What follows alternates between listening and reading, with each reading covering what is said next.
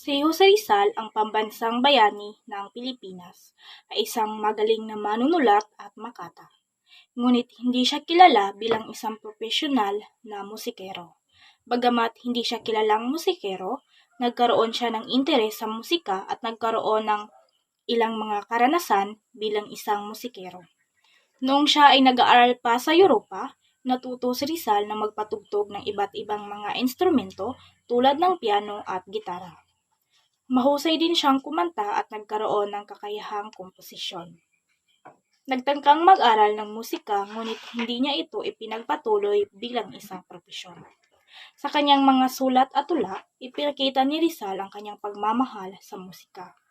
Ipinahayag niya ang kahalagahan nito sa pagpapalaganap ng kultura at pagkakaisa ng mga Pilipino.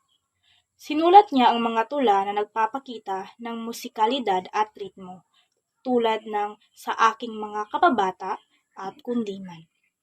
Bilang isang makata at manunulat, ginamit ni Rizal ang musika bilang isang paraan upang maipahayag ang kanyang mga saloobin at paniniwala.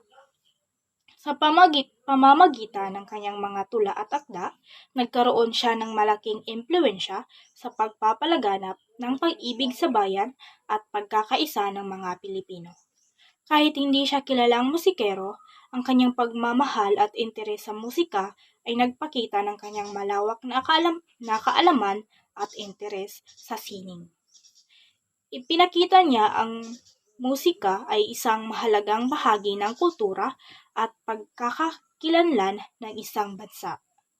Ito ang mga halimbawa sa mga kantang nagawa ni Jose Rizal.